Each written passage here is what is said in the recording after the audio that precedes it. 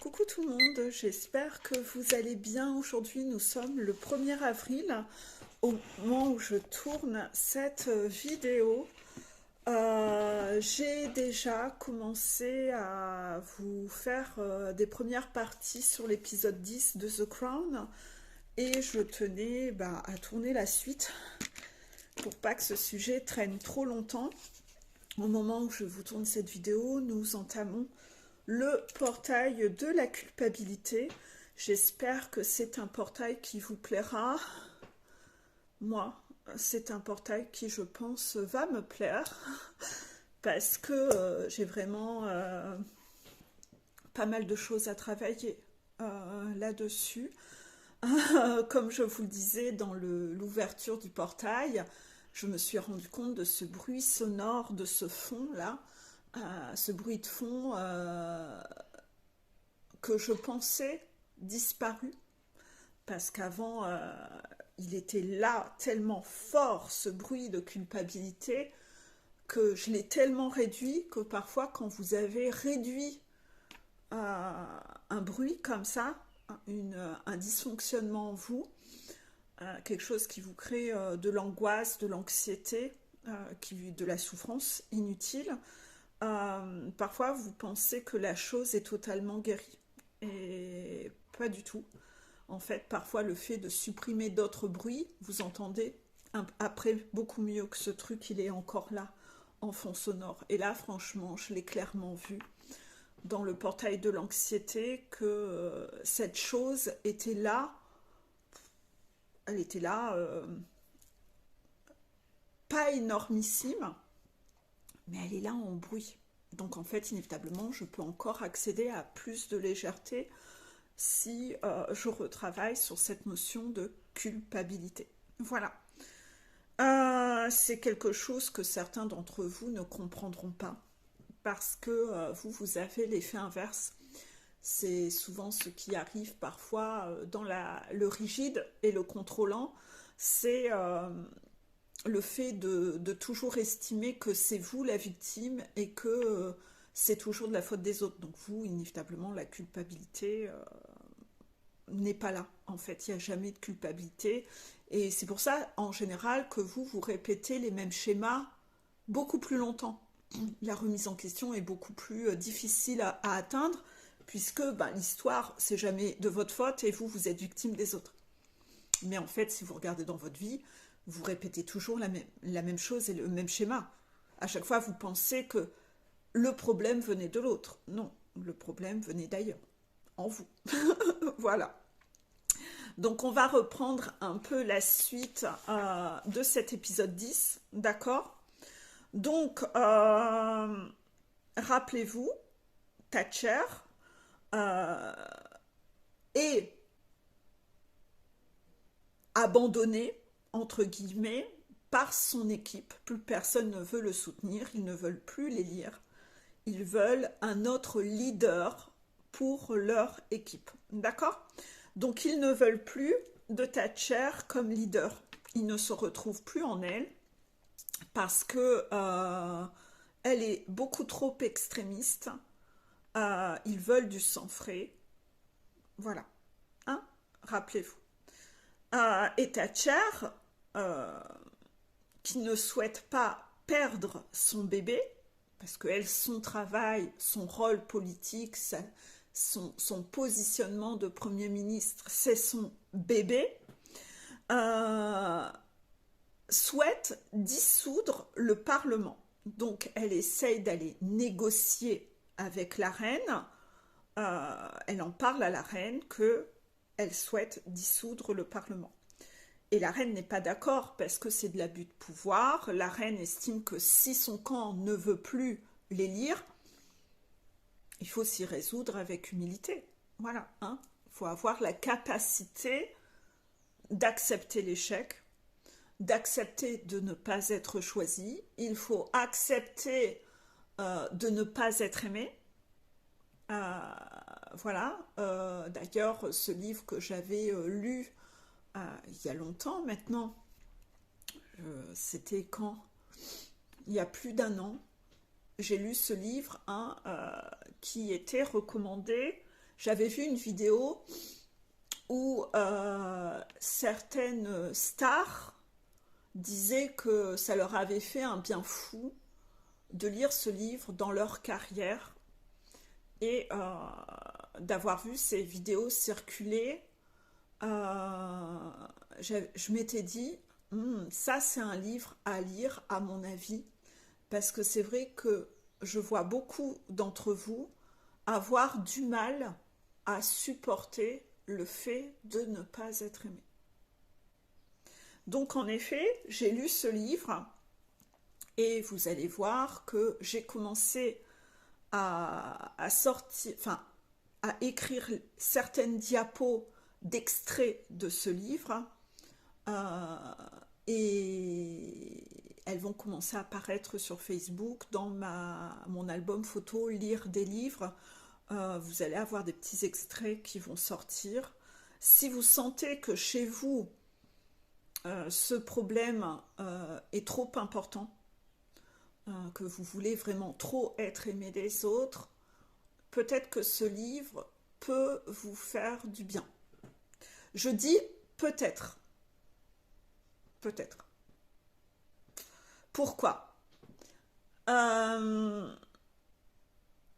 Parce que moi, j'ai lu ce livre, mais avec un positionnement d'une personne qui n'a pas vraiment ce problème. Voilà, vous voyez, contraction des guides. Donc en fait, l'idée que je m'étais faite de ce livre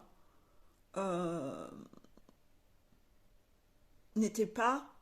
Enfin, le livre correspondait pas à ce que je pensais trouver dans ce livre. Voilà, tout simplement. Mais ça ne veut pas dire que ça n'a pas son impact, puisque certaines vedettes, stars, ont fait des vidéos en disant que ce livre leur a fait énormément de bien. Donc en fait, moi, ça n'a pas été ce que je pensais trouver dans ce livre, mais d'un autre côté, comme j'ai pas la problématique de base, ça veut pas dire qu'il n'est pas efficace, ce livre. D'accord ? Moi, j'ai lu ce livre avec inévitablement plus de recul et de détachement. Peut-être que vous allez être interpellé par des extraits qui, moi, m'ont pas interpellé parce que j'avais pas la même problématique que vous. J'ai déjà parlé de ce livre dans une vidéo que j'ai, mais je ne sais plus laquelle de vidéo. Je ne sais plus si c'est l'exquisite. Au pire, je remettrai la vidéo de l'exquisite en dessous. Et il y avait une autre vidéo aussi. J'essaierai de voir. En tout cas, de remettre en dessous la vidéo. Si l'un d'entre vous, au moment où vous voyez cette vidéo, vous voyez dans quelle vidéo j'ai parlé de ce livre, mettez-moi en commentaire le titre de la vidéo et le lien de la vidéo où j'en parle. Merci à vous pour votre aide, parce que là, je ne sais plus. Quoi qu'il en soit, ce livre est quand même intéressant. Là où moi, j'y ai vu une forme de danger, c'est justement, je l'explique dans le livre, dans la vidéo où j'en parle, c'est que si vous êtes quelqu'un de rigide, vous pourriez mal interpréter ce livre.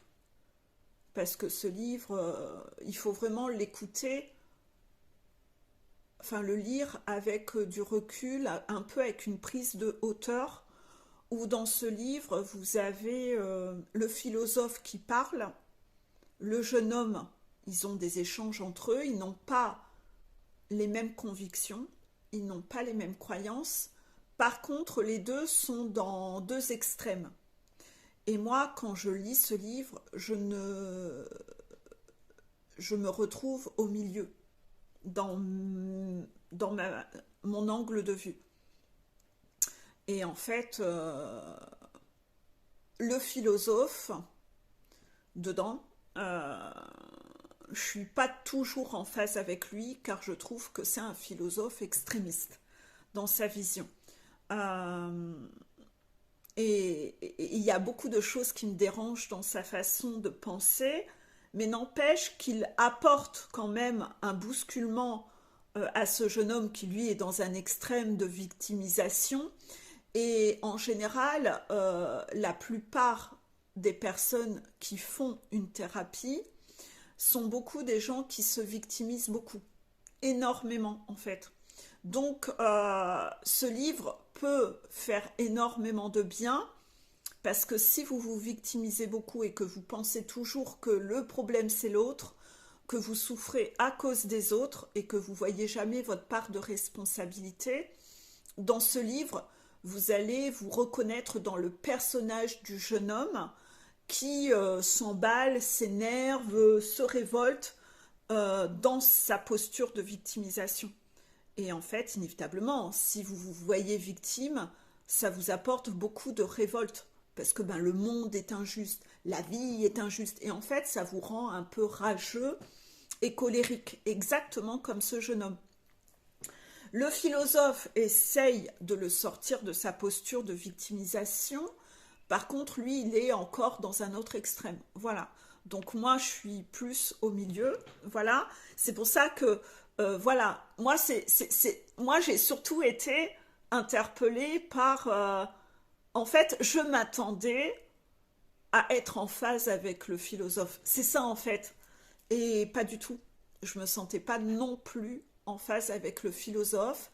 Il y avait des choses avec lesquelles j'étais d'accord, mais voilà. En tout cas, il donne un coup de pied dans la fourmilière aux gens qui se victimisent, et au moins il a le mérite de ça. C'est que, vous verrez, ce philosophe ne s'apitoie pas du tout. Au contraire, il secoue. Donc en fait, pour les gens qui se victimisent beaucoup, oui, ce livre peut faire du bien. Cette approche peut faire du bien. On parle beaucoup de la philosophie adlérienne dans le livre.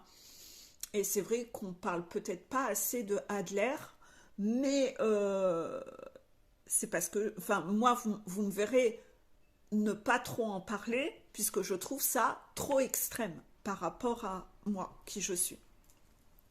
Est-ce que les guides sont en phase avec moi? Oui. Voilà. Donc en fait, voilà, je vous redonne mon point de vue, mais sinon oui, allez lire ce livre et ceux qui sont en thérapie avec moi, nous en reparlerons ensemble. Mais inévitablement, ça va quand même changer votre angle de vue, ça vous fera du bien. D'accord? Voilà. Donc là, revenons à Thatcher. Elle devrait accepter de ne pas être aimée. On sent un côté un peu vaniteux, orgueilleux, où elle ne supporte pas cela, et donc elle préfère dissoudre le Parlement pour garder sa place. C'est un peu extrême quand même, vous voyez, hein. Là, on n'est plus du tout dans quelque chose de démocratique. Vous voyez, on est dans de la dictature, en fait. Essayez de regarder si vous êtes encore comme ça avec des gens autour de vous. C'est pas joli. C'est pas joli. Les gens ont le droit de ne pas vous choisir. Les gens ont le droit de ne pas vous aimer. Parce que tout est question de goût. Les gens ont le droit de changer d'avis. Les gens ont le droit de se désengager. Les gens ont le droit d'avoir moins envie de vous voir si ils se sentent beaucoup moins d'atomes crochus avec vous. Les gens écoutent leurs besoins. Écoutent leurs envies. Rien n'est acquis dans la vie. Rien n'est acquis dans la vie. Est-ce que tout ça, c'est quelque chose que vraiment vous pratiquez dans vos relations, et même au travail, ou n'importe où, en famille, que vous avez tendance à croire que tout est gagné d'avance, que tout vous est dû, que tout est acquis et que vous n'avez pas d'effort à fournir dans vos relations, que les relations vont être alimentées en faisant rien? Est-ce que vous remontez vos manches et que vous faites votre part d'effort, de compromis dans la relation? Est-ce que vous donnez ou est-ce que vous restez en posture de recevoir? Est-ce que vous laissez la place à l'autre et à ses besoins, ou est-ce que dans votre façon de pratiquer vos relations, il n'y a de la place que pour les vôtres. Et attention, parce que vous pourriez penser que si vous avez la casquette de premier cheminant, que vous avez la casquette de chaser, que oui, vous donnez beaucoup aux autres. Et en fait, si vous regardez vraiment, faites abstraction de votre runner. Prenez un peu de recul et regardez autour de vous toutes les relations qui gravitent autour de vous. Vous verrez que non. Il y a certaines relations où vous êtes en posture de recevoir. Et vous faites exactement comme le runner fait. Vous faites exactement ce que vous reprochez au runner. Et allez regarder dans quelle relation justement vous le faites et où c'est pas équilibré. Et là, vous allez comprendre que oui, finalement, il y a une chenille qui s'est remise en place. Je rappelle la chenille, c'est que il y a la première personne qui mène la chenille, l'autre qui a ses mains derrière qui, voilà, je t'utilise, tu me recharges. Il y a le premier qui donne à personne, voilà. Et en fait, voilà. Et en général, vous allez voir que vous êtes la personne B, finalement. Et que oui, peut-être que vous avez trop donné à votre runner, mais vous prenez de quelqu'un sans lui donner. Et essayez de regarder ces relations qui ne sont pas totalement équilibrées dans votre panel de relations. Essayez d'aller remettre de l'équilibre.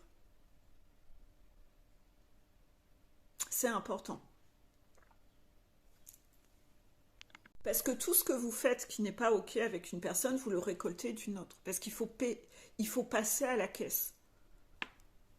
Et passer à la caisse n'a rien de malveillant, c'est au contraire bienveillant, parce que quand vous le subissez de quelqu'un, vous avez mal, et c'est de là où il n'y a que le cœur qui a mal, qui a souffert, qui sait prendre soin du cœur des autres.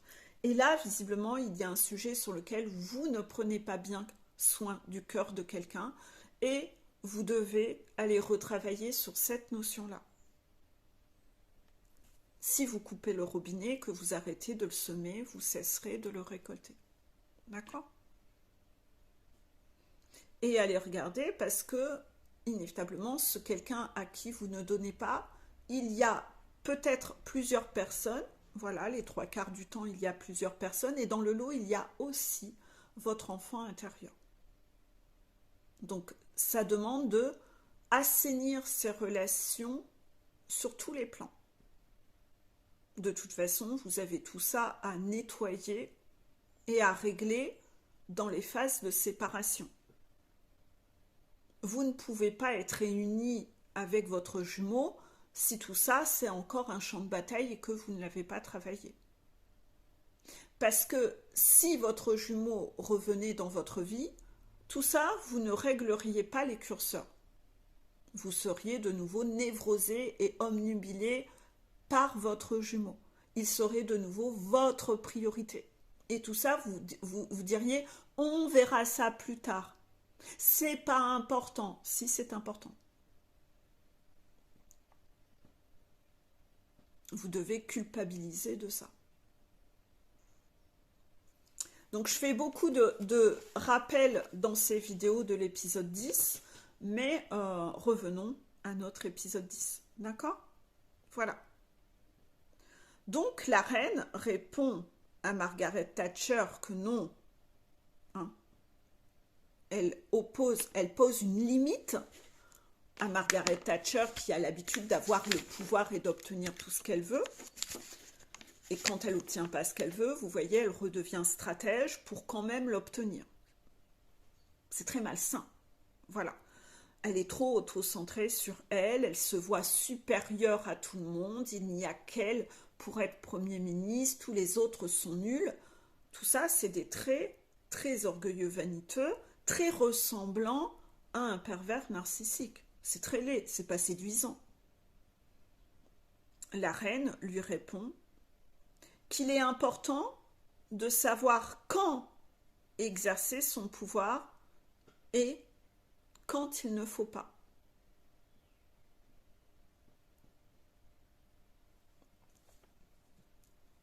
Thatcher, qui continue d'argumenter pour obtenir gain de cause, très contrôlante et rigide à la fois. Donc on retrouve ce duo dominant, quand on est contrôlant plus rigide, on retrouve, on veut avoir le dernier mot, on est au-dessus des autres.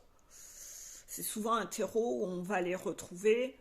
La plupart des pervers narcissiques seront dans cette catégorie-là. Tous ceux qui sont dans cette catégorie-là ne sont pas obligatoirement pervers narcissiques, mais en tout cas les pervers narcissiques, eux, ils sont dans cette catégorie-là. Donc, si vous voyez des miroirs avec Thatcher, conscientisez qu'il faut culpabiliser d'agir ainsi, trouvez ça laid et surtout, corrigez-vous, remettez-vous en question. Parce que vos récoltes ne peuvent pas être belles quand vous semez ça. Donc, Thatcher répond à la reine, il faut avoir des convictions et il faut avoir la conviction ou les convictions, je ne me rappelle plus, et la force pour diriger. Donc elle estime qu'elle représente cette personne qui a des convictions et qui a de la force pour diriger. La reine répond à cela, le pouvoir n'est rien sans autorité. Et là, le pays est contre vous. Donc, pour une fois, c'est mieux de ne rien faire. Oui. La reine observe. Pourquoi elle irait participer au fait de dissoudre le Parlement alors que Thatcher n'est plus vue comme un leader. Elle a perdu cette forme d'autorité sur son clan. Son clan n'est plus en phase avec elle. Ils ne veulent pas suivre ses convictions. Donc elle va avoir le pouvoir. Elle veut avoir le pouvoir, mais ils ne sont pas d'accord avec elle. Donc elle n'a plus cette forme de, entre guillemets, autorité. Comprenez le mot autorité dans le bon sens. Vous voyez, c'est comme un prof où aucun élève ne l'écoute et ils sont sur la table en train de se battre, en train de chanter. Un enseignant où c'est la zizanie comme ça, l'enseignant, s'il n'est pas écouté, il ne peut pas apprendre. Donc il n'y aura pas de partage. Le travail ne sera pas fait. Il n'y aura pas d'impact. Les élèves qui sortent de ce cours n'ont rien entendu, n'ont rien écouté. Donc le pouvoir n'est rien sans autorité. Et là, le pays est contre vous. Donc pour une fois, c'est mieux de ne rien faire. Vous allez être qui? Premier ministre toute seule? Il n'y a plus personne qui vous valide, ni le pays, ni votre clan politique, il n'y a plus personne. C'est insensé. C'est insensé, c'est vouloir avoir le pouvoir et le titre. Pourquoi? Pour asseoir une dictature imposée? Mais personne n'est en phase avec elle. Thatcher répond, la différence, c'est que vous avez du pouvoir en ne faisant rien, elle dit ça la reine, et moi, je n'en aurai plus jamais. Ah, très belle confession. Très belle confession.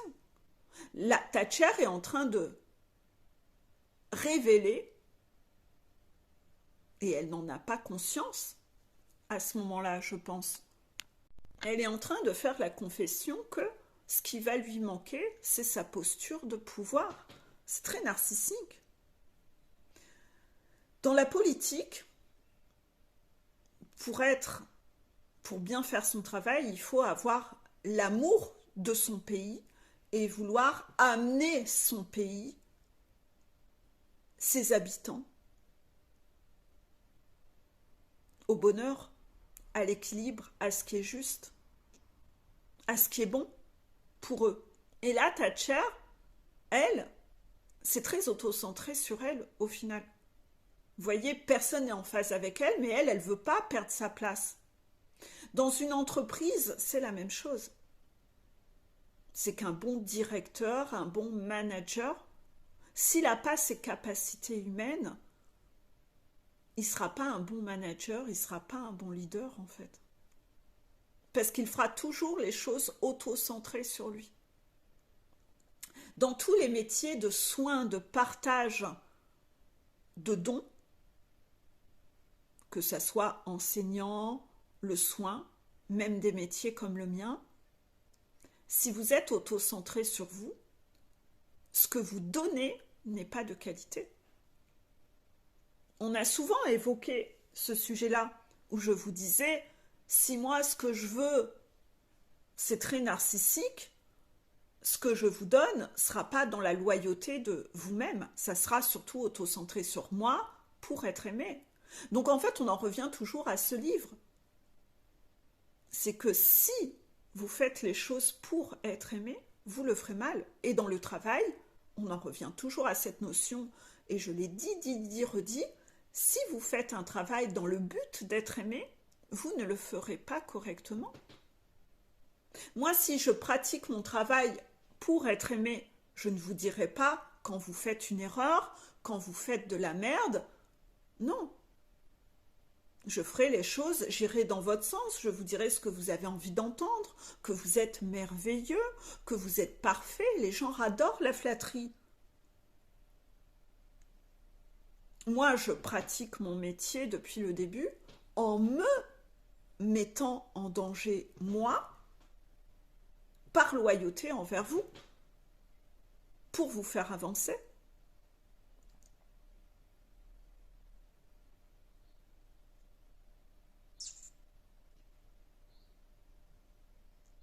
C'est comme ça.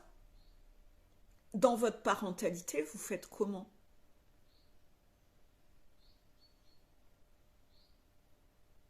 Et dans votre couple, vous faites comment? Dans votre duo, vous faites comment?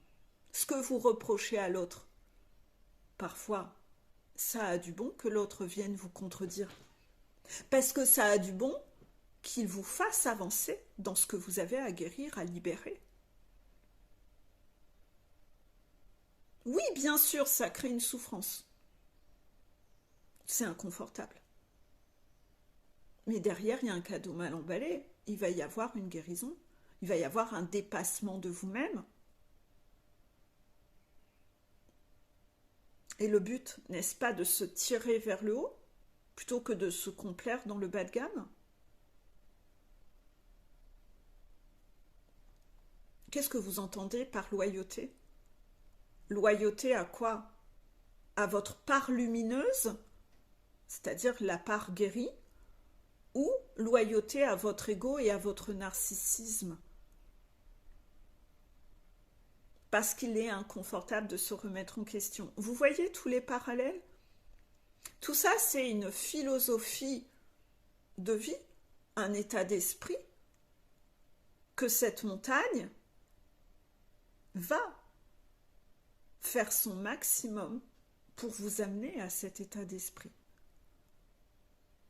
Où vous serez beaucoup plus en paix à l'intérieur que à rager et à être en colère sans arrêt.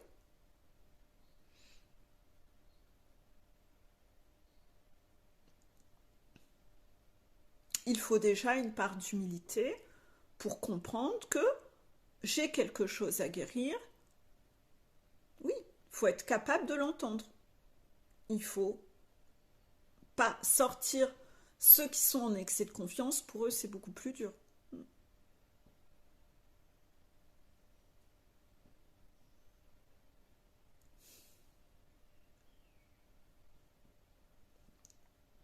Donc, Tatcha répond, la différence, c'est que vous avez du pouvoir en ne faisant rien.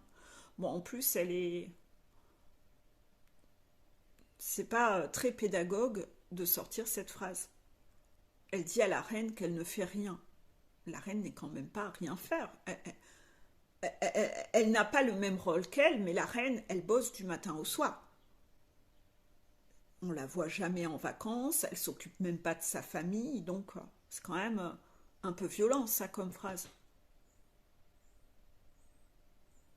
Et moi, je n'en aurai plus jamais. On a l'impression d'être face à une petite fille qui, moi, j'aurai plus jamais de Barbie. Voilà, on parle de diriger un pays et personne n'est en phase avec elle. Enfin, on ne peut pas être auto-centré sur soi, sur sa soif de pouvoir au, au détriment des autres et en les abîmant. Enfin, c'est laid en fait. Est-ce qu'il vous est arrivé d'être comme ça dans votre relation et votre duo? Est-ce qu'il vous est arrivé d'être comme ça dans votre travail, dans une famille, dans un cercle d'amis? Élargissez, posez-vous toutes ces questions-là. La reine lui répond, vous aurez votre dignité, vous aurez l'opportunité de vous consacrer à d'autres passions. C'est bien que la reine lui dise ça. En effet, la différence avec la reine, c'est que quand on a suivi toute la série, on voit que la reine de base ne voulait pas être reine. Elle est reine parce qu'elle est l'aînée, mais de base, elle n'avait pas très envie de ça. Et à un moment, elle avait fait un voyage, souvenez-vous, et elle avait goûté un peu à une vie où elle avait le temps de penser à elle, de faire des choses, et elle avait passé de bons moments. Elle aurait même presque pu être séduite par un autre homme, vous vous rappelez? Elle s'était sentie vivante.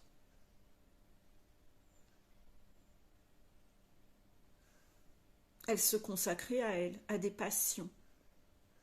Et c'était dur pour elle de revenir dans son rôle de reine après ça, après cette parenthèse. Mais Thatcher, elle, c'est par choix. Elle veut le pouvoir. Elle ne se voit pas exister autrement. Donc la reine lui dit, mais vous aurez votre dignité. Vous aurez l'opportunité de vous consacrer à d'autres passions, oui. Vous pouvez exister autrement, à travers d'autres choses. C'est un peu comme quand vous-même, parfois vous perdez un travail. Et puis vous dites, mais qu'est-ce que je vais faire? Ou alors vous avez passé des années d'études à beaucoup étudier, et puis, mais qu'est-ce que je vais faire si j'ai plus mes bouquins? Vous allez exister autrement. Vous allez vous reconnecter à la vie autrement. Vous allez découvrir d'autres choses. Vous allez combler ce vide par d'autres choses, parce que la vie, c'est pas que ça, en fait. Vous allez vous redécouvrir et réapprendre à vous connaître autrement. Et vous savez, dans la vie, quand vous apprenez pas suffisamment à vous connaître et qu'il y a une chose qui prend trop de place, qui vous empêche d'accéder à vous connaître et développer d'autres choses, à un moment, ce quelque chose, on va vous imposer, on va vous le retirer en fait. Parce que cette chose devient bloquante dans votre vie et prend trop de place. Ça devient comme une tierce. Parce que vous avez décidé, vous n'arrivez pas à vous maîtriser, vous êtes dépendant de ça, vous mettez toute votre énergie sur ça, vous êtes névrosé par ça, et le reste ne se développe pas. Il n'y a pas de place pour le reste. Donc à un moment, on est obligé de vous le retirer. Et les deux sur le parcours, c'est ça qu'on va faire avec vous. C'est que tout ce qui vous occupe trop, on va vous le retirer à chaque fois. Donc le chaser qui peut pas se développer parce que il est névrosé par son runner, on lui retire son runner. Ah là, étrangement, il y a de l'énergie et du temps. Oui. Et le runner, ce qui lui prend trop de temps, on va lui retirer aussi.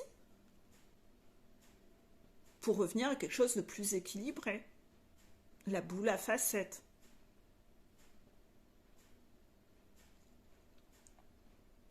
Donc s'il y a un excès de sport, il y aura une blessure. Moi, je faisais des excès de sport, j'ai eu des blessures.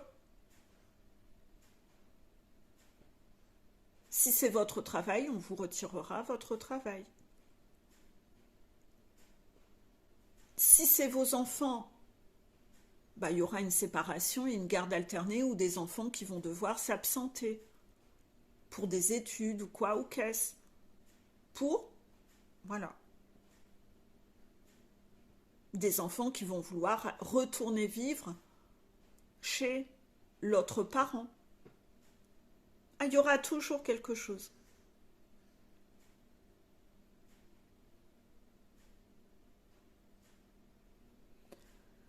Thatcher répond à la reine, ce travail, me le voir voler ainsi. Non, on ne lui vole pas son travail. Elle l'a perdu parce qu'elle n'a pas tenu compte de la vie des autres. Elle ne l'a pas fait en collaboration.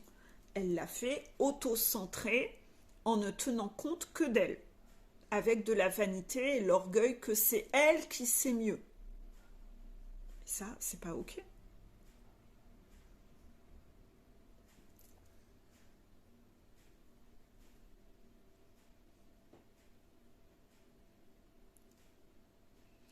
Inévitablement, ça laisse penser, on se dit Thatcher, dans sa vie antérieure, elle a dû être une grande dictatrice, à mon avis.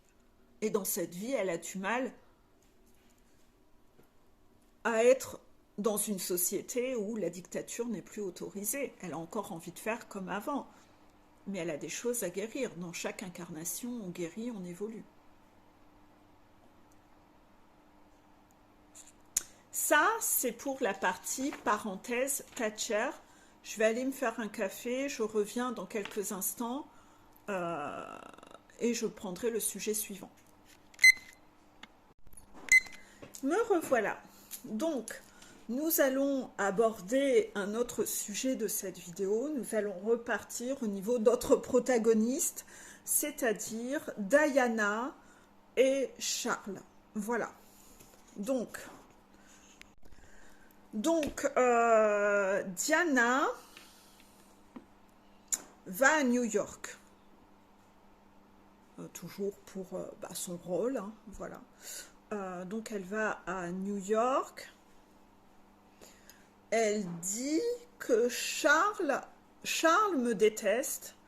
Il dit que je suis folle et il veut me voir échouer. Oui, Charles ne peut plus supporter Diana, sa dalidite, son amour des projecteurs. Il voit en ça un côté narcissique chez elle et il n'aime pas sa personnalité autour de ça. Et donc oui, il trouve qu'elle est folle et il veut la voir échouer puisqu'elle lui vole la vedette. Elle lui vole la vedette, on parle plus d'elle que de lui. Donc inévitablement, il y a une compétition et une concurrence qui se met en place entre eux. Voilà. Diana fait des crises de boulimie. Elle se fait vomir. Dès qu'elle est trop anxieuse, elle resombre dans cette compensation-là. Donc là, on revoit les crises de boulimie, le fait qu'elle se fasse vomir. Après, voilà. À New York, elle va rendre visite à des enfants qui ont le sida à Harlem. Harlem, c'est un quartier pauvre, les gens sont très pauvres.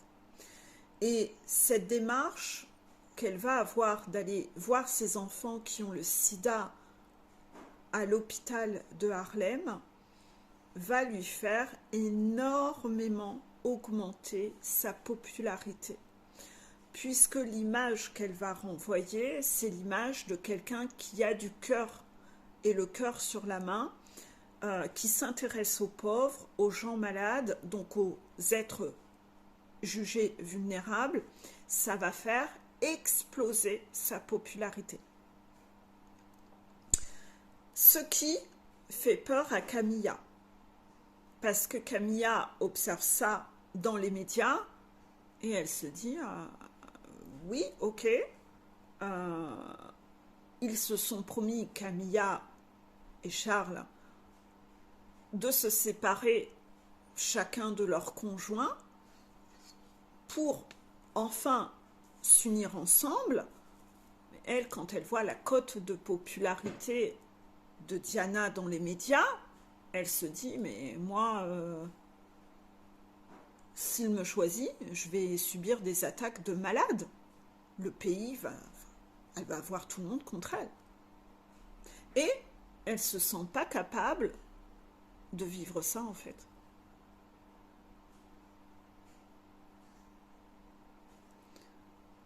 Et son angle de vue, c'est que mais si on rend notre relation officielle, elle, Diana, elle va passer pour victime et moi, je serai le bourreau.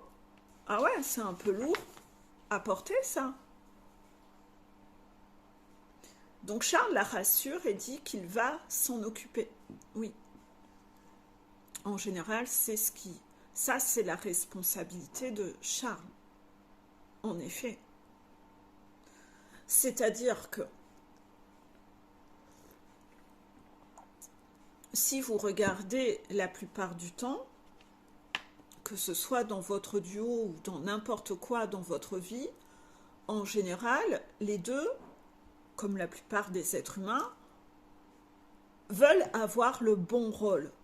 Donc en fait, ils veulent avoir la bonne image, mais ne jamais endosser la mauvaise image. Et le regard des autres, cette pression, c'est quelque chose qui pèse énormément. C'est quelque chose qui pèse énormément.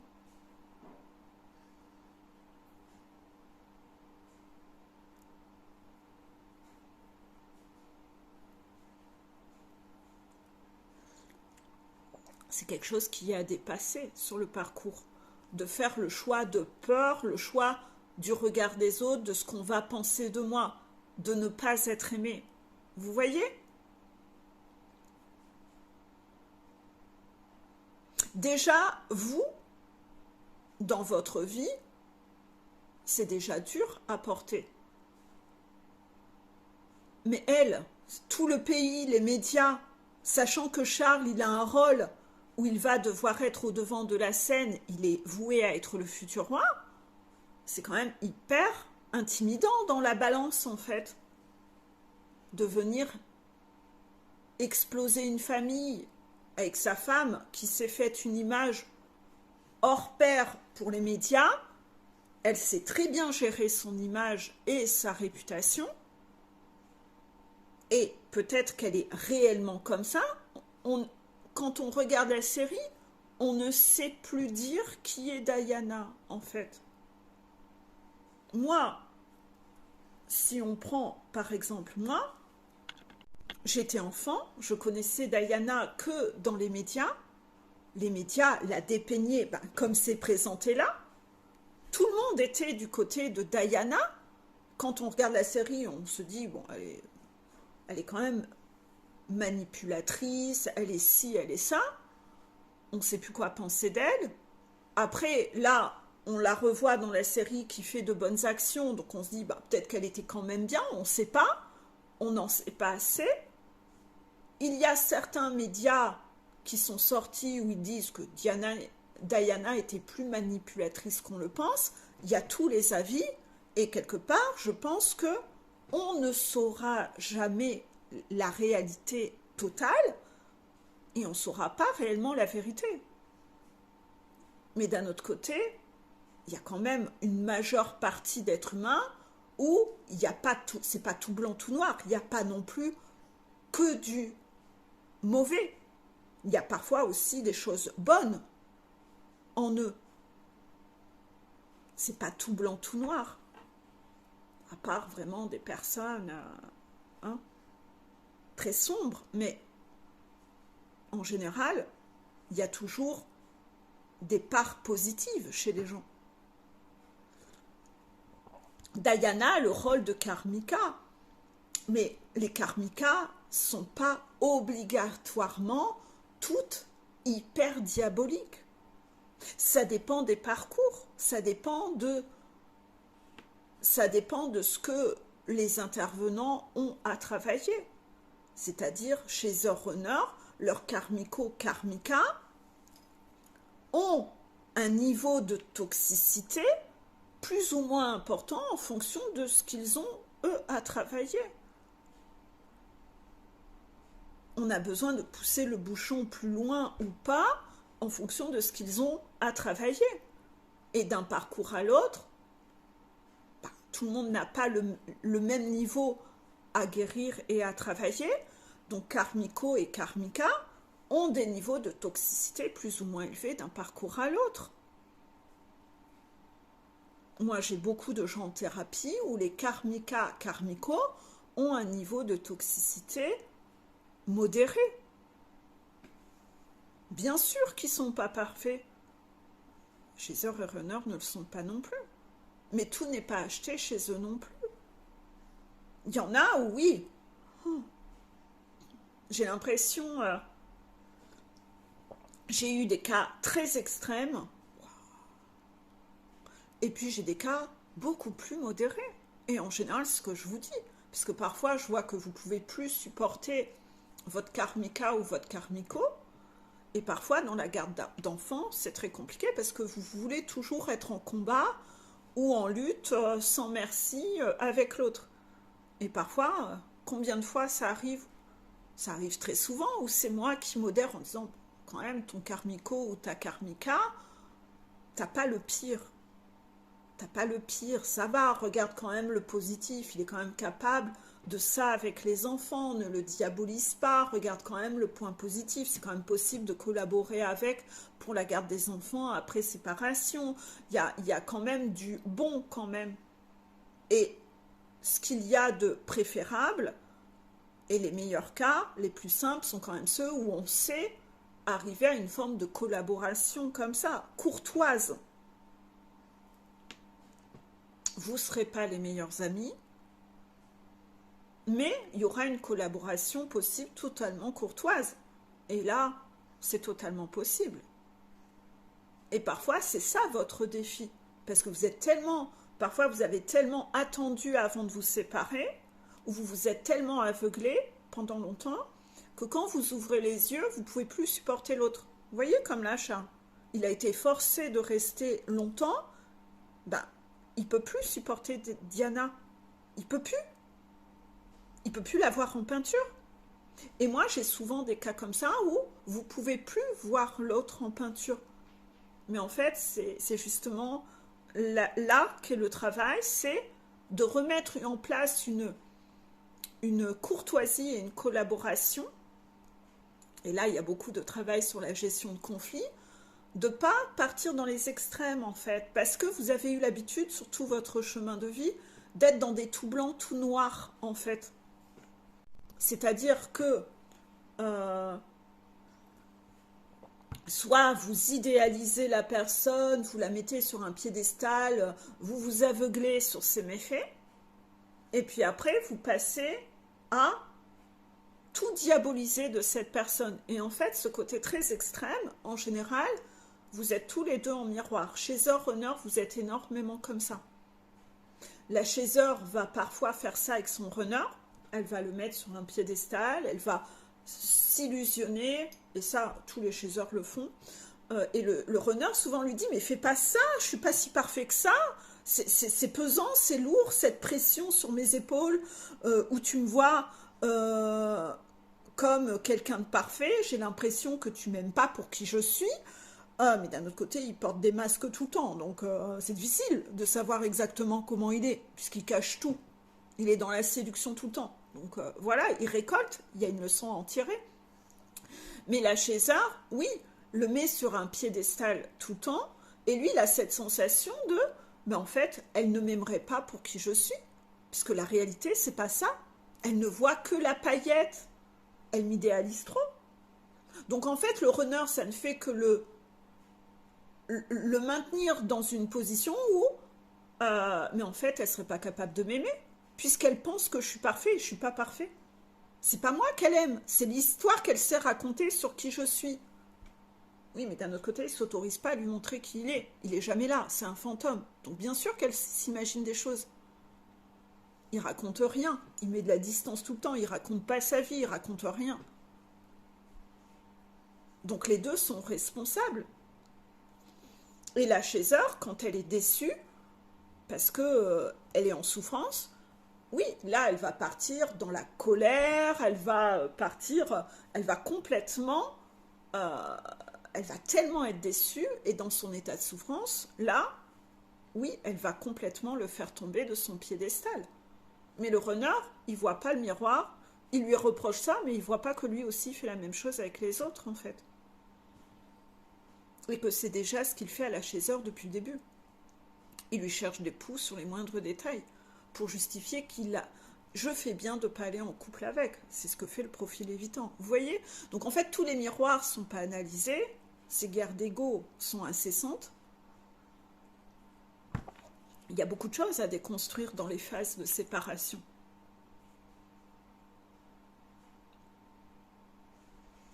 Donc là, oui, bien sûr que c'est à Charles de s'occuper de ça. Parce que s'il n'a pas préparé le terrain et que Camilla,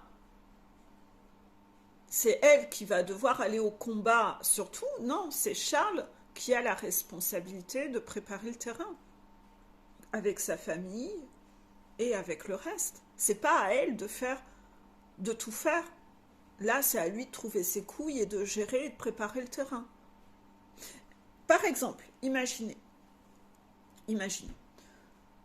Est-ce que vous aimeriez arriver dans un couple où dans ce couple, tout le monde regrette l'ancienne femme et vous arrivez sur un champ de bataille où vous êtes la pestiférée. Vous aimeriez vivre ça?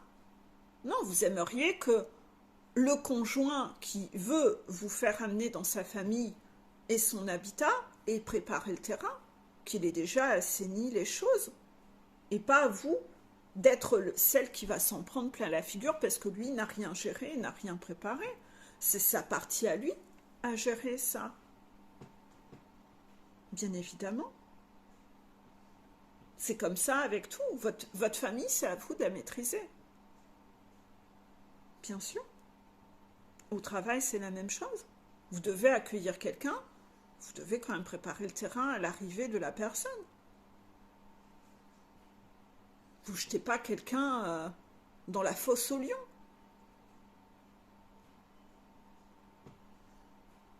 Vous, quand vous le subissez, c'est pas agréable, hein? Il y a... Seul le cœur qui a souffert est capable de prendre soin du cœur des autres. Donc vous avez plein d'expériences à vivre pour justement savoir prendre soin du cœur des autres. Pour que l'autre ne soit pas en souffrance extrême. Donc il y a quelque chose à préparer, bien sûr. Donc quand vous avez voulu préserver votre vitrine, que dans votre famille, personne n'est au courant des méfaits de votre conjoint, que vous l'avez protégé, et quand vous vous séparez de lui, vous dites « Ah, ben je vais te présenter une nouvelle femme. Je vais maintenant me mettre en couple avec elle. » Ben, votre famille ne va pas comprendre. Vous avez tellement protégé l'autre que ben, la famille se dit « Mais l'autre était parfaite. Pourquoi tu exploses ta famille ?» Ben ouais, mais vous avez menti depuis le début. Inévitablement, il y a des vérités à rétablir. Il y a une transparence, une authenticité pour que la famille comprenne en fait. Si en plus vous êtes dans un contexte où votre jumeau ou jumelle, vous étiez déjà en couple avec et que votre famille la connaissait et que là, quand vous vous êtes séparés, vous avez déblatéré sur son dos pour justifier que vous faisiez bien de vous séparer, ah bah quand vous allez la faire revenir, bah les autres n'ont pas oublié tout ce que vous aviez raconté. Donc il va falloir là aussi vous mettre à nu et dire bon, j'ai un peu exagéré les choses à l'époque, c'était pour que vous ne me preniez pas la tête, j'ai déblatéré sur son dos, j'ai fait courir des rumeurs sur son dos, mais non, en fait, elle n'était pas si mauvaise que ça, il n'était pas si mauvais que ça, je voulais dépeint comme ça, mais c'était pas ok, j'aurais pas dû le dépeindre comme ça. Voilà.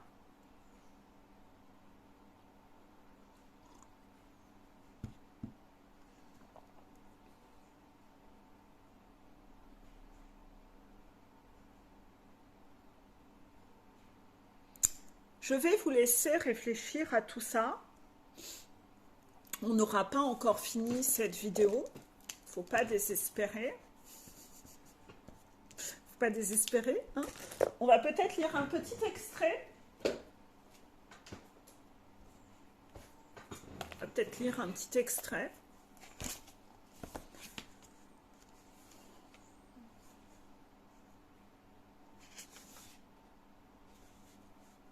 J'ai l'impression que peut-être ce truc...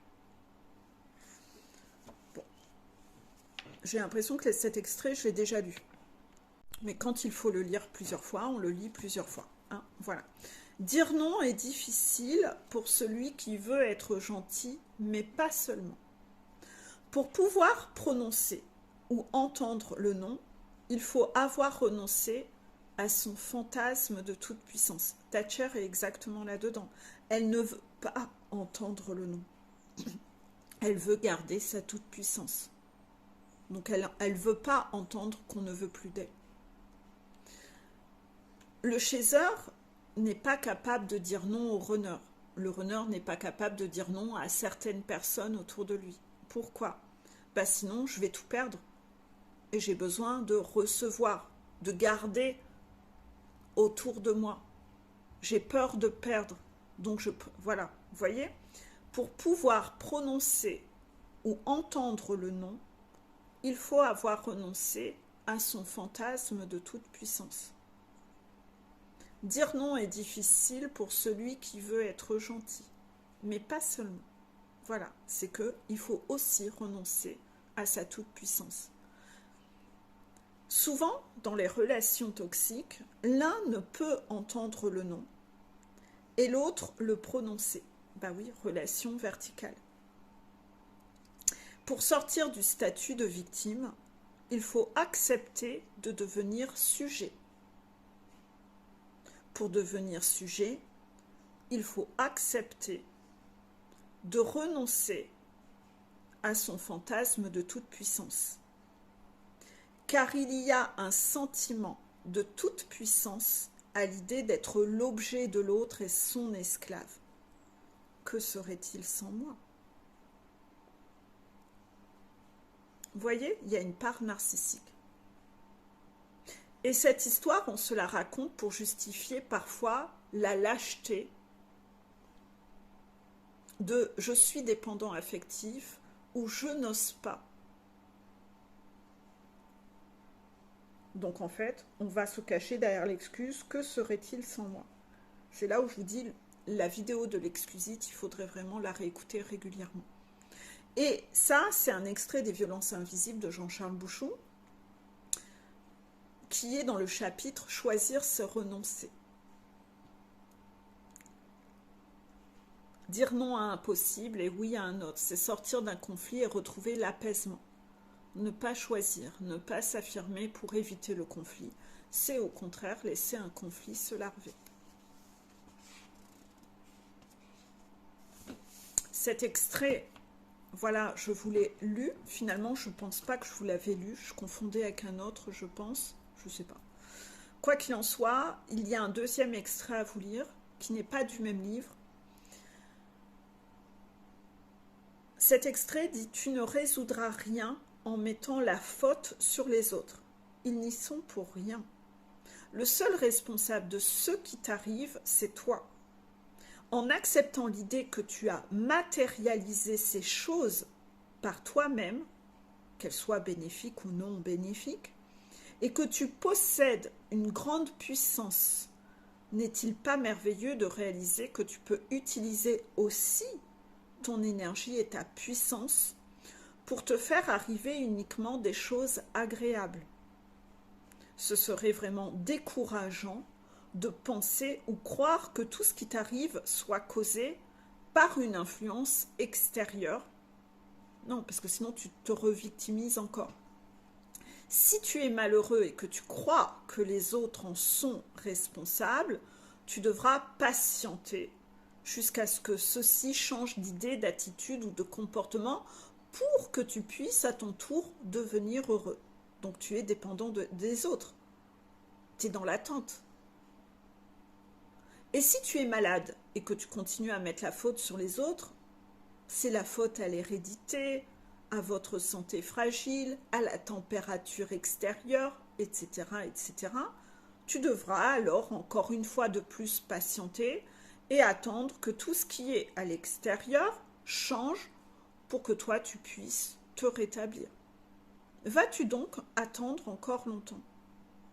Ne serait-il pas préférable de créer, de diriger toi-même ta vie?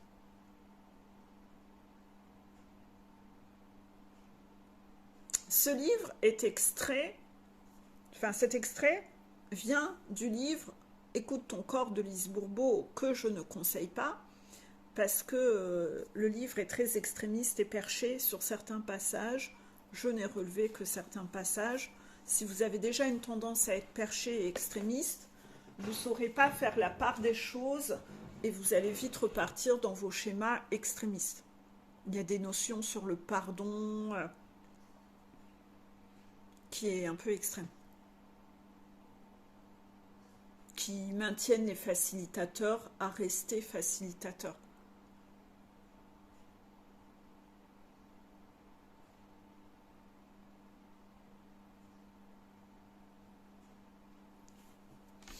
Il n'y a même plus de notion de mal ou de bien dans ce livre. Ça dit qu'il faut avoir autant de compassion pour le tueur, le meurtrier, que pour la personne qui a été tuée. Qu'il faut avoir autant de compassion pour le violeur que pour la personne qui a été violée. Enfin, ça va loin. Ça va un peu trop loin quand même. Vous voyez? C'est très perché, c'est très... un peu trop peace and love, quoi. C'est un peu dangereux. Voilà. On va se retrouver la fois prochaine pour la suite de cet épisode 10 encore. Cette fois-ci, ce sera le dernier volet parce que il n'y a plus que 2 pages. Voilà, donc je vous souhaite une belle journée. J'espère que vous avez aimé cette vidéo. À bientôt.